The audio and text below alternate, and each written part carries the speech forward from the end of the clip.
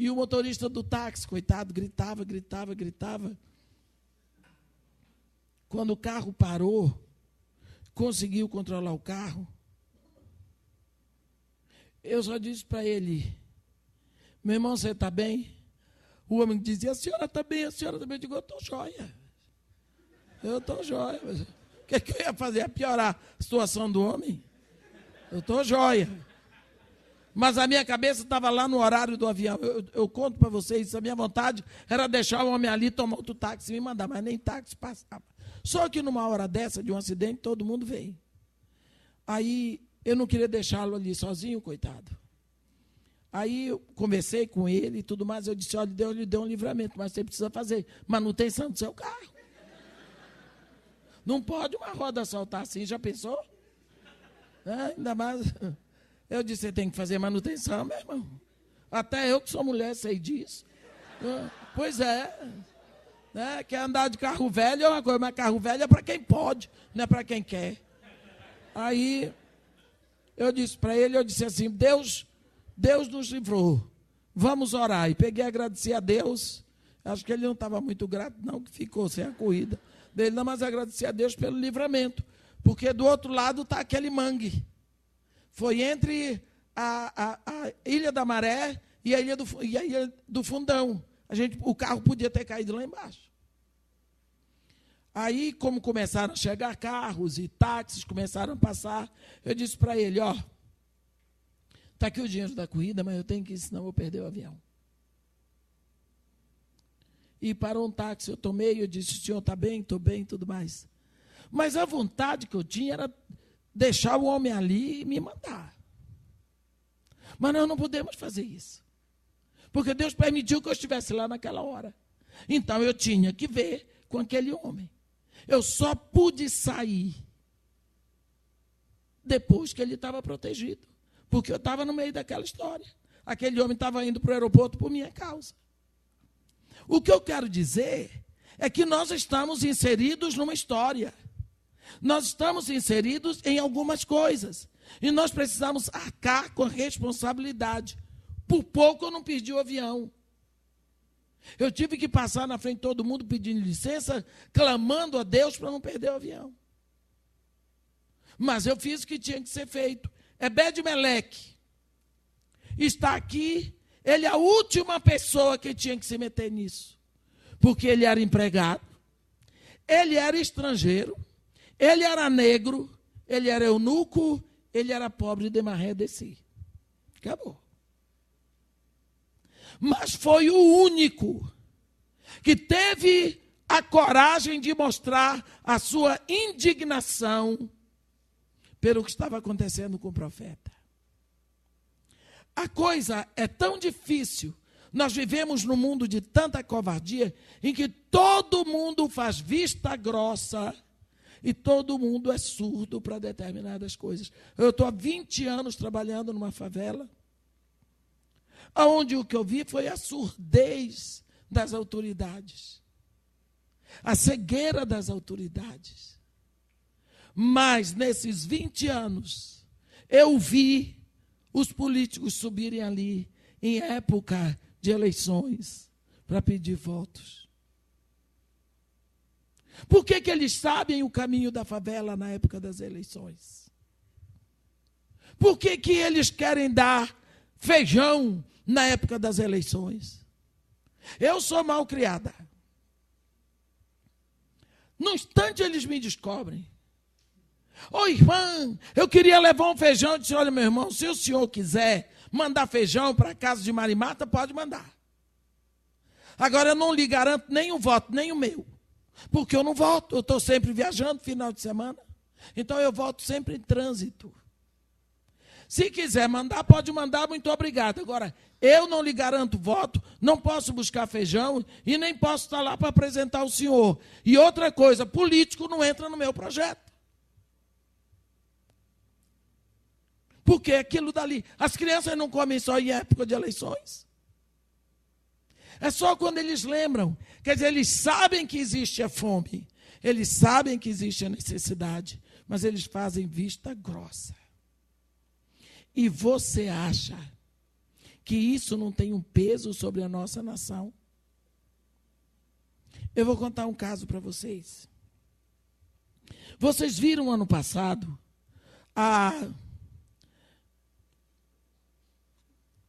o aparato policial para tomarem o complexo do Alemão, né?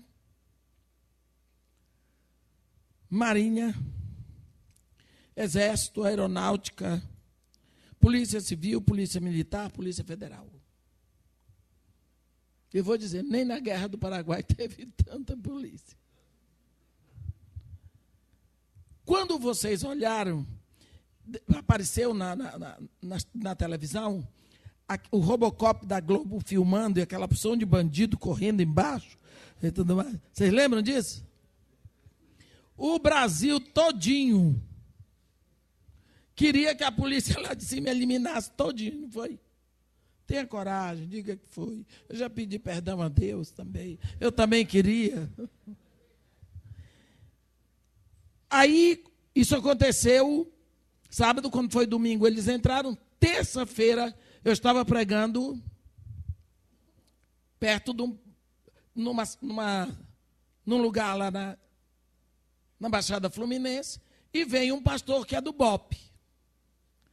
Porque vocês sabem que no BOP tem muito evangelho, tem muito pastor.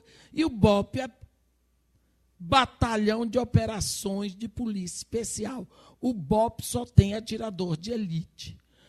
Quando o BOP sobe uma favela, o pessoal diz, chegou o caveirão, e todo mundo entra no barraco. Ninguém sai, todo mundo treme, até eu. Sabe por quê? Porque a gente sabe que vai ter, o pessoal vai ter presunto, vai ter presunto. Eles chegam lá, eles matam. Eles matam, meus irmãos, eles matam e deixam lá. Nunca o BOP sobe uma favela para não deixar presunto, que a gente chama lá, desculpem. Eu não sabia, é defunto. É? Deixam. Então, eu encontrei com esse pastor, que é do BOP. Eu disse para ele assim, pastor, o senhor está bem? Ele disse, estou bem. Eu disse, eu pensei que o senhor estava lá no Alemão. Eu disse, não, já saí de lá. Vim aqui hoje só para ouvir a senhora. Eu disse, pastor, já pedi perdão a Deus. Eu sei que Deus já me perdoou. Mas quando eu vi aquele helicóptero da polícia, e aquela porção de bandido lá embaixo, eu estava esperando a hora da polícia dar uma rajada de metralhadora assim. Pá. Ele pegou e disse, se fizesse um plebiscito no Brasil, todo mundo queria. Só que tem uma coisa, irmã. Hoje nós estaríamos sendo acusados de que nós matamos, já não seriam bandidos, seriam homens indefesos. Homens que não poderiam se defender. Mas a senhora esquece que o Robocop da Globo, ele tem um limite, por causa de segurança. Dali para baixo, a gente não sabe o que aconteceu, né? E riu.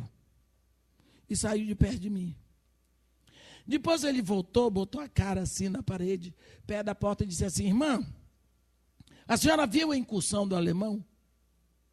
Eu disse, assisti na televisão. Ele disse, a senhora, quem foi que subiu?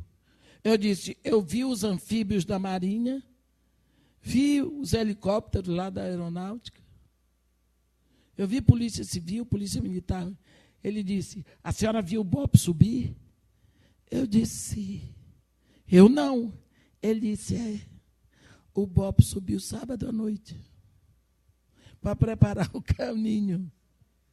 E aí todo mundo subiu de manhã, não teve nenhum tiro.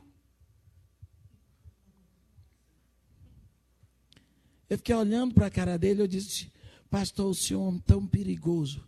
Ele disse, eu sou um policial.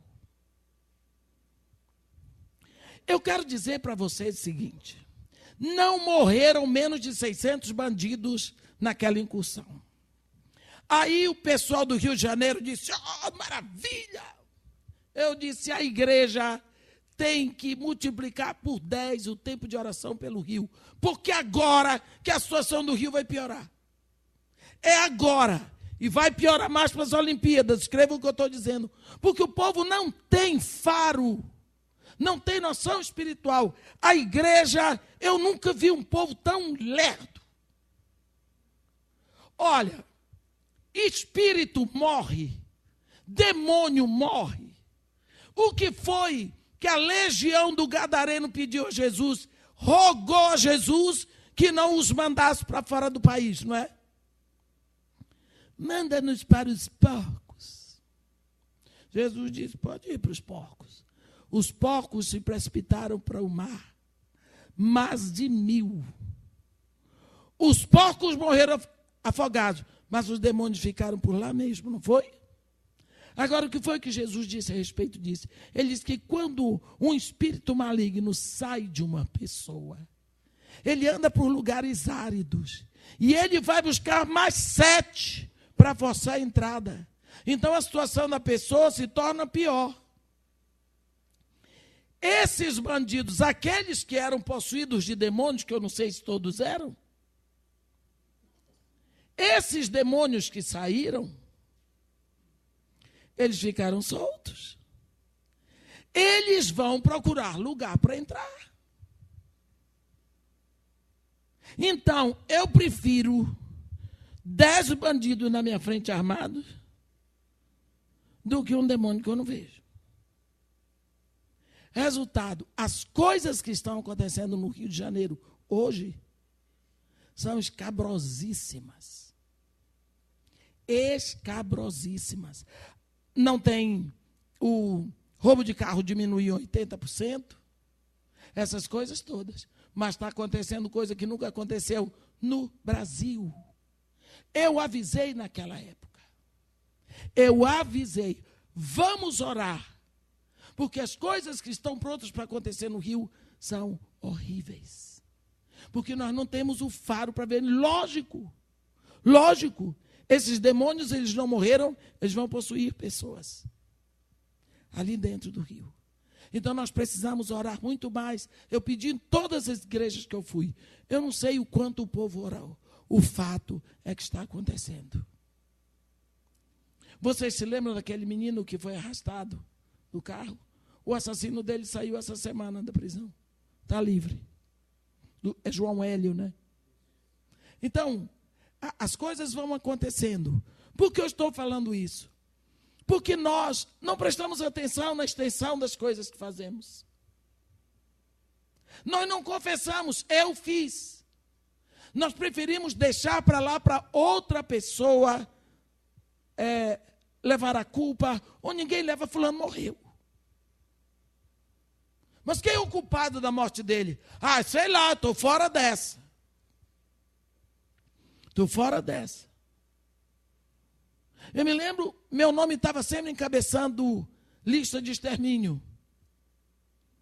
Encabeçando lista de extermínio. Quem botava meu nome lá para ser exterminado, eu não sei. Mas o fato é que eu estava encabeçando. Até hoje eu estou viva. Mas quem botou, tenho certeza que já morreu. Porque nós temos Deus que nos ampara e nos protege. Quando nos mandou fazer um trabalho, Ele é responsável.